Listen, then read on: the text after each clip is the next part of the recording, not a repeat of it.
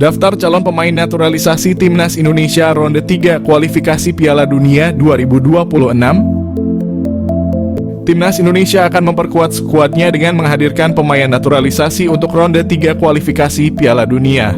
Sebelumnya, pada pertandingan terakhir di grup F kualifikasi Piala Dunia, skuad Garuda diperkuat dengan 11 pemain naturalisasi. Kemungkinan jumlah pemain naturalisasi akan bertambah di putaran ketiga atau ronde 3 kualifikasi pada September mendatang. Pemain naturalisasi sendiri terbukti berhasil membawa Timnas Indonesia lolos ke putaran final Piala Asia 2027 dan ronde 3 kualifikasi Piala Dunia 2026.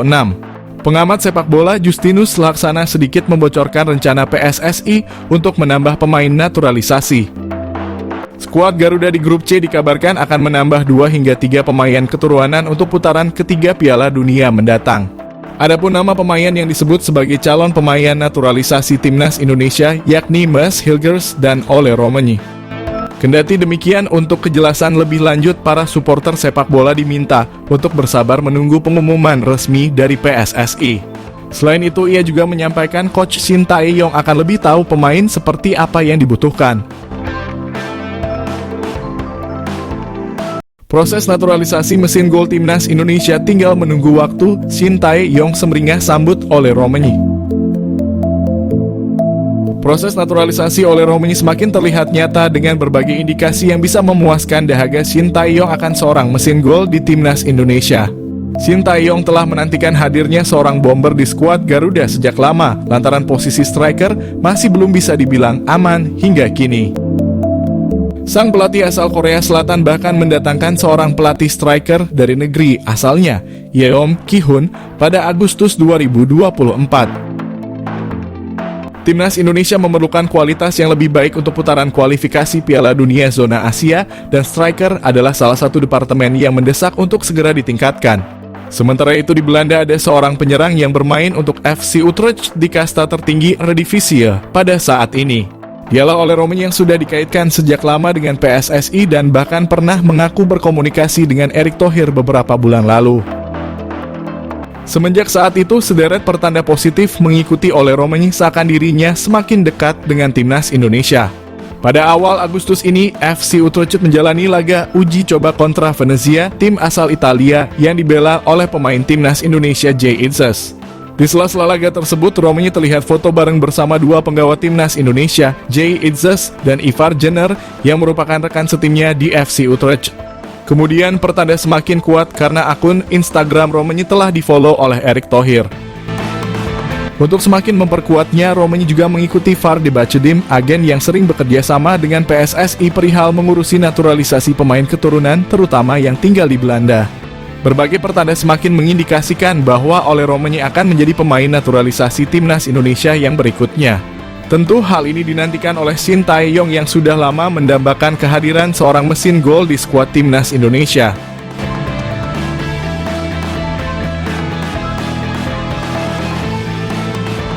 Bersaing dengan tim kuat di kualifikasi Piala Dunia 2026, pastikan Timnas Indonesia tak gentar. Timnas Indonesia dipastikan melaju ke putaran ketiga kualifikasi Piala Dunia 2026 zona Asia. Setelah memastikan melaju ke putaran ketiga, tim asuhan Shin Tae-yong harus menghadapi situasi yang berat. Timnas Indonesia bergabung bersama Jepang, Arab Saudi, Australia, Bahrain, dan Cina. Melihat hasil undian ini, Timnas Indonesia bergabung dalam tim sulit. Bergabung dalam grup C, perjuangan Timnas Indonesia tak akan mudah. Tak terlepas dari itu, melihat lawan-lawan skuad Garuda akan jadi kesempatan bagus buat Timnas Indonesia. Persaingan di grup C ini memang berat tetapi peluang Timnas Indonesia lolos ke putaran selanjutnya pun masih terbuka. Pasalnya, saat juara grup dan runner-up grup C dipastikan langsung lolos ke putaran final Piala Dunia, ada peluang lain. Sebab peringkat ketiga dan keempat dipastikan bisa memperebutkan tiket ke putaran final melalui putaran keempat kualifikasi Piala Dunia. Shin Tae-yong pun mengaku menargetkan Timnas Indonesia untuk bisa mengamankan posisi ketiga atau keempat agar bisa lolos ke putaran keempat. Ronde ketiga kualifikasi Piala Dunia 2026. Skuad Garuda tak ciut nyali. Pelatih timnas Indonesia Shin Tae-yong tidak gentar menghadapi tim besar Asia pada ronde ketiga babak kualifikasi Piala Dunia.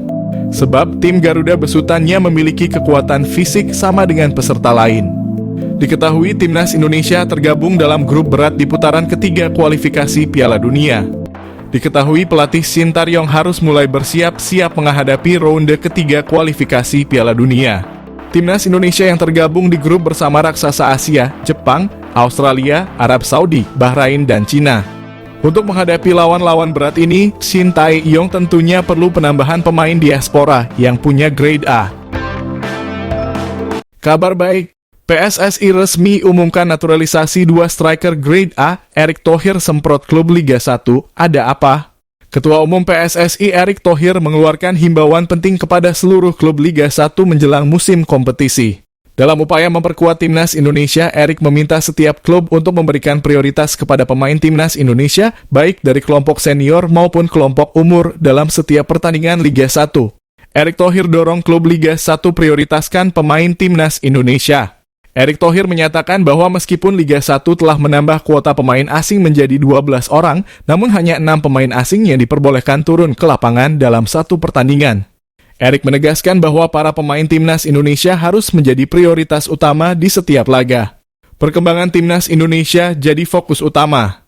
Langkah ini bertujuan untuk meningkatkan kualitas para pemain timnas Indonesia melalui kompetisi domestik yang lebih kompetitif. Erick Thohir meyakini bahwa dengan seringnya para pemain timnas Indonesia tampil di Liga 1, performa mereka akan meningkat dan dapat memberikan dampak positif bagi timnas Indonesia secara keseluruhan. Pentingnya memainkan pemain timnas Indonesia di Liga 1 bukan hanya soal memenuhi kuota pemain nasional, tetapi juga sebagai strategi jangka panjang untuk membangun kekuatan sepak bola Indonesia di kancah internasional. Dalam hal ini, Liga 1 harus menjadi platform yang efektif untuk mengasah kemampuan pemain-pemain terbaik Indonesia. Erick Thohir juga menyoroti pentingnya penjadwalan yang baik antara pertandingan Liga 1 dan agenda timnas Indonesia. Dia mengungkapkan bahwa PSSI telah menyusun jadwal kompetisi domestik dan jadwal timnas Indonesia dalam kurun waktu 3 tahun ke depan untuk menghindari bentrokan. Langkah ini diambil untuk memastikan bahwa klub-klub Liga 1 tidak akan menghadapi kesulitan dalam memainkan pemain timnas Indonesia. Sebaliknya, para pemain timnas juga dapat tampil maksimal di level internasional tanpa terganggu oleh jadwal kompetisi domestik. Di sisi lain, kabar mengenai proses naturalisasi beberapa pemain keturunan juga menjadi perhatian. Salah satunya adalah Oleh Romani, penyerang FC Utrecht yang dirumorkan akan segera dinaturalisasi untuk memperkuat timnas Indonesia. Proses naturalisasi timnas Indonesia. PSSI mengonfirmasi penerimaan data Mauro Zijlstra. Lantas bagaimana dengan Kevin Dix? PSSI mengakui telah menerima data dari striker FC Volendam U21 Mauro Zijlstra. Namun PSSI masih mempelajari dan belum akan menaturalisasi. PSSI mengonfirmasi bahwa mereka telah menerima informasi mengenai striker FC Volendam U21 Mauro Zijlstra. Namun saat ini PSSI masih dalam proses kajian dan belum berencana untuk memproses naturalisasinya. Selain itu, PSSI juga terus mendorong naturalisasi untuk pemain lain, yaitu Kevin Dix.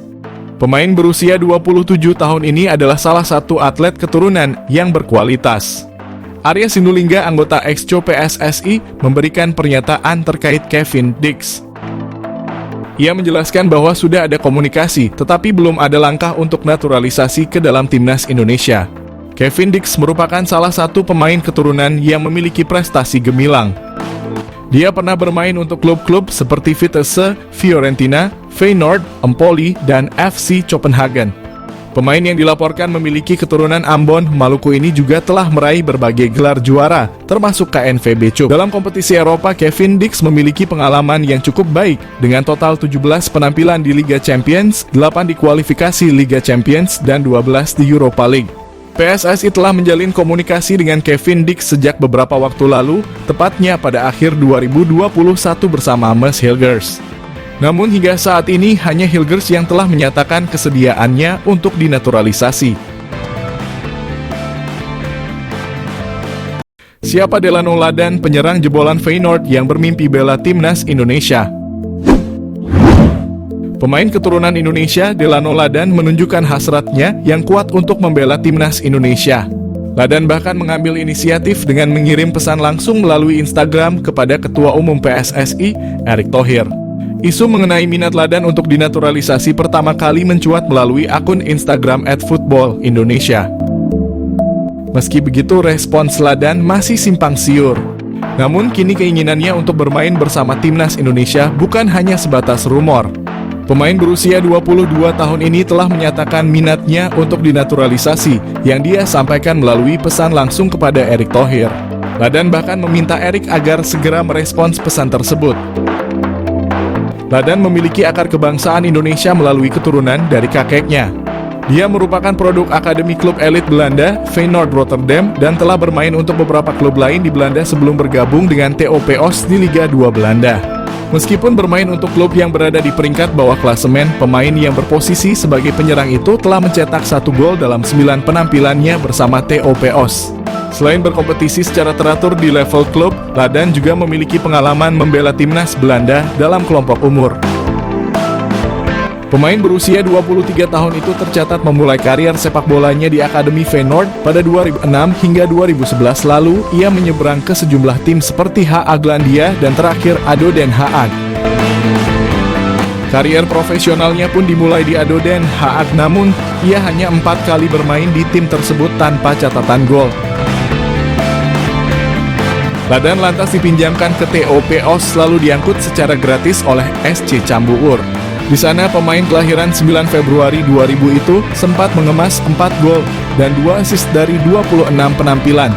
Sayangnya Ladan dilepas setelah kontraknya berakhir. Ia kembali ke Feyenoord dan memperkuat tim U21 hingga direkrut lagi oleh TOP Os kali ini secara permanen.